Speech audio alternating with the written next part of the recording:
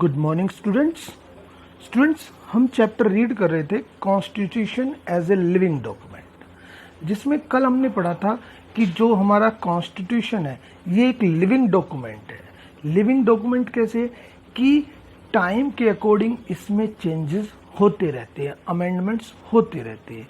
कि किसी भी कंट्री में अगर हम बात करें, किसी भी कंट्री में वहाँ पर सोशल चेंजेस होते हैं, काफ़ी पॉलिटिकल चेंजेस होते हैं, और उन चेंजेस के अकॉर्डिंग कॉन्स्टिट्यूशन में भी चेंजेस किए जाते हैं, अमेंडमेंट्स किए जाते हैं। जैसे हमने पढ़ा था कि जब पहले सोवियत यूनियन था उस समय उसमें 4 बार अमेंडमेंट्स हुए थे। इसके अलावा हमने पढ़ा था कि अमेरिका के कॉन्स्टिट्यूशन के बारे में, जिसमें कि 27 टाइम्स अमेंडमेंट हुए थे 200 ईयर्स में। तो वर्ल्ड का कोई भी कॉन्स्टिट्यूशन है उसमें समय के अकॉर्डिंग चेंजेस होते रहते हैं। ये नहीं है कि एक बार जैसा बना दिया, कि स्टैटिक जिसे हम बोलते हैं कि एक बार जैसा बना दिया वो हमेशा वैसा ही रहेगा। ये डायनेमिक है जो कि टाइम के अकॉर्डिंग अपने आप इसमें चेंजेस करते रहते हैं। इंडिया में भी लगभग 100 के आसपास अमेंडमेंट्स हो चुके हैं, 100 बार उसको कॉन्स्टिट्यूशन को चेंजेस किया गया है। लेकिन उसका जो बेसिक वो है, जो बेस है उसका, उसमें अमेंडमेंट करने का जो प्रोसीजर है वो काफ़ी हार्ड प्रोसेस है, काफ़ी रिगिड प्रोसेस है।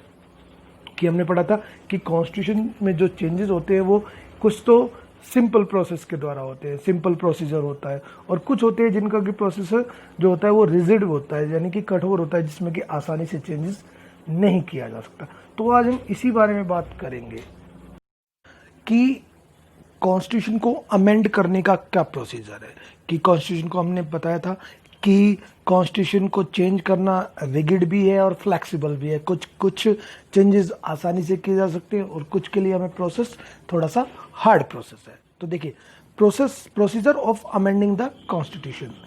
The framers of the Indian constitution wanted to strike a balance. कि इंडियन कॉन्स्टिट्यूशन के जो फ्रेमर्स थे वो एक बैलेंस मेंटेन रखना चाहते थे। The constitution was to be amended but only when required. कि कॉन्स्टिट्यूशन को अमेंड किया जा सकता है, लेकिन कब? तभी जब उसमें हमें ज़रूरत हो, कि रिक्वायर हो कि अमेंडमेंट करना है, तभी उसमें अमेंडमेंट किया जा सकता है। They wanted the Indian constitution to be a blend of rigidity and flexibility. कि वो चाहते थे कि इंडियन कॉन्स्टिट्यूशन जो हो, दोनों का एक मिश्रण हो, दोनों का एक मिक्सचर हो। कि कुछ प्रोविजंस ऐसे हों जो कि आसानी से चेंज किए जा सके, और कुछ रिजिड हों, यानी कि जिनमें आसानी से चेंज ना किया जाए। A rigid constitution is one which can not be amended easily. कि रिजिड कॉन्स्टिट्यूशन वो है कि जिसमें आसानी से चेंजेस नहीं किया जा सकता। A flexible constitution is that which is open to change and can be modified easily. और फ्लेक्सिबल वो है कि जो ओपन है चेंजेस के लिए, कभी भी आप उसमें चेंजेस कर सकते हो और चेंजेस करना इजी है। The framers of Indian Constitution were aware of the fact that some error might come to light when the Constitution started working. कि इंडियन कॉन्स्टिट्यूशन के जो फ्रेमर्स थे जिन्होंने बनाया था वो ये जानते थे कि अभी तो हमने परफेक्ट कॉन्स्टिट्यूशन बनाया है, लेकिन जब हम इसको इम्प्लीमेंट करेंगे तो इसमें कुछ एरर्स निकल कर आएंगे, कि ये इसमें कुछ कमियां हैं। For common errors, they wanted an easy method of amending the constitution. Common errors है उनके लिए उन्होंने एक इजी मेथड रखा कॉन्स्टिट्यूशन का चेंज करने के लिए। Similarly there were some provisions which were temporary and could be altered once the parliament started working. और कुछ प्रोविजंस ऐसे थे टेम्परेरी, और जैसे ही पार्लियामेंट वर्किंग करना स्टार्ट करेगी तो उनमें चेंजेस किया जा सकता है। But the constitution envisaged a federal polity and the right and powers of the state could not altered without the approval of the state। जबकि कुछ प्रोविजंस ऐसे थे कि जैसे कि इंडिया को फेडरल माना गया है, कि सेंटर और स्टेट दोनों के बीच में पावर को डिवाइड किया, तो कॉन्स्टिट्यूशन के कुछ प्रोविजंस ऐसे हैं कि जिनमें अमेंड करने के लिए आपको स्टेट से भी अप्रूवल लेना पड़ेगा, यानी कि स्टेट्स की भी उसमें राय लेनी पड़ेगी। अगर स्टेट्स एग्री है तभी आप उनको कर सकते हैं। Likewise, certain provisions dealt with the basic structure of the constitution. कि इस तरह के जो अमेंडमेंट है वो कॉन्स्टिट्यूशन की बेसिक स्ट्रक्चर से डील करते हैं, and could not be altered easily. और उसमें आसानी से चेंजेस नहीं किया जा सकता। कि मैंने आपको पहले बताया था कि जो कॉन्स्टिट्यूशन का बेस है उसमें चेंजेस आसानी से नहीं किया जा सकता। The constitution was made rigid for amended these provisions, तो इस तरह के प्रोविजंस को करने के लिए कॉन्स्टिट्यूशन को रिगिड बनाया गया।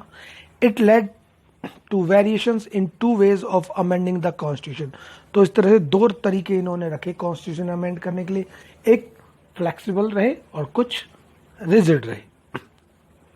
इनफैक्ट डॉक्टर अंबेडकर ने क्या कहा, देखिए, we propose to divide the various articles of the constitution into 3 categories, कि उन्होंने जो हमारे कॉन्स्टिट्यूशन के कुछ प्रोविजंस है उनको 3 कैटेगरीज में डिवाइड किया। First category, we have placed certain articles which will be open to amend by parliament by simple majority, कि कुछ प्रोविजंस ऐसे हैं कि जिनको पार्लियामेंट में सिंपल मेजोरिटी के बेस पर चेंजेस किया जा सकता है। सेकंड सेट ऑफ आर्टिकल जो है उनको पार्लियामेंट की 2/3 कैटेगरी से चेंज किया जा सकता है, कि अगर पार्लियामेंट के 2/3 मेंबर्स एग्री हो। थर्ड कैटेगरी में रखा है कि requires 2/3 majority of the parliament, कि एक तो दोनों हाउसेस से 2/3 मेजोरिटी हो, plus ratification by the states, और स्टेट से भी उसको अप्रूवल होना चाहिए। The states are given an important voice in amending the of these matters, तो स्टेट्स को भी इन इस तरह के जो अमेंडमेंट्स है उनमें एक इम्पोर्टेंट पावर्स दी गई है। तो ये 3 तरह से रखा गया है कि एक सिंपल मेजोरिटी, एक स्पेशल मेजोरिटी और एक रैटिफिकेशन बाय हाफ स्टेट्स। तो देखिए इंपॉर्टेंट प्रोविजंस है जिनको कि ये देखो यहाँ पर दिखा रखा है कि प्रोसीजर ऑफ अमेंडमेंट, कि अमेंडमेंट का प्रोसीजर देखिए आर्टिकल 368 में दिया गया है। 360 में, पार्लियामेंट में in exercise of its constituent power amend by very of addition certain or repeal any provision of the constitution according with the procedure laid down in the article. तो article 368 में ये provision दिए गए हैं कि उनको कैसे चेंज किया सकता है।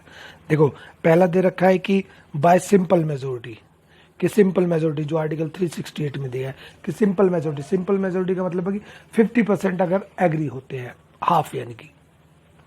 सेकेंड है by special majority of both houses, कि दोनों हाउसेज से अलग अलग स्पेशल मेजोरिटी 2/3।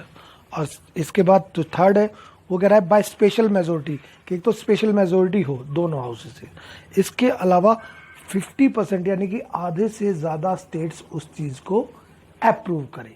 इस तरह से वो चेंजेस किया जा सकता है। तो ये 3 तरीके हैं कॉन्स्टिट्यूशन में चेंज करने के।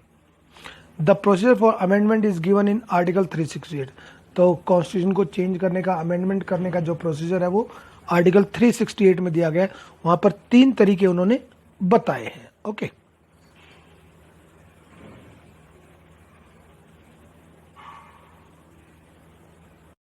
फर्स्ट है अमेंडमेंट बाय सिंपल मेजोरिटी के द्वारा। देखो कैसे अमेंडमेंट होगा। In number of provisions in the constitution are of a temporary nature, कि कॉन्स्टिट्यूशन में कुछ प्रोविजंस ऐसे हैं जो टेम्परेरी है। These can be altered by parliament through a simple majority of the members present and voting, कि इसमें जो चेंजेस किया जा सकता है सिंपल मेजोरिटी के द्वारा इनको चेंजेस किया जाएगा। और वो भी क्या, कि उसमें कितने मेंबर्स प्रेजेंट है और कितनों ने वोटिंग किया है उसके अकॉर्डिंग। मीन्स सपोज करो 500 मेंबर्स है, ठीक है, 500 में से 450 मेंबर्स उस समय प्रेजेंट है, वहां पर 50 एब्सेंट है, तो उनको हम काउंट नहीं करेंगे। अब 450 में से सपोज करो 400 वोट कर रहे हैं, तो 400 का वो निकाला जाएगा, ठीक है, सिंपल मेजोरिटी, यानी कि 200 प्लस अगर मेंबर्स अप्रूव करते हैं तो वो चेंजेस हो जाएगा। दस देखिए यहाँ if in A voting 247 members और प्रेजेंट, कि यहाँ पे कह रहे हैं कि एक हाउस में सपोज करो कि 247 मेंबर्स प्रेजेंट है एंड ऑल, और सभी के सभी वहां पर वोटिंग कर रहे हैं। The bill must get the support of 124 for a simple majority, तो सिंपल मेजोरिटी के लिए जरूरी है कि उसका 50 प्लस हाफ, यानी कि हाफ से 1 प्लस होना चाहिए, यानी कि 124 मेंबर्स का वहां पर उसके फेवर में वो आना चाहिए वोटिंग, तभी उसको चेंज किया जा सकता है। दीज में इंक्लूड चेंजेस, अब देखिए इसमें कौन कौन से आते हैं सिंपल मेजोरिटी के द्वारा हम क्या क्या चेंजेस कर सकते हैं।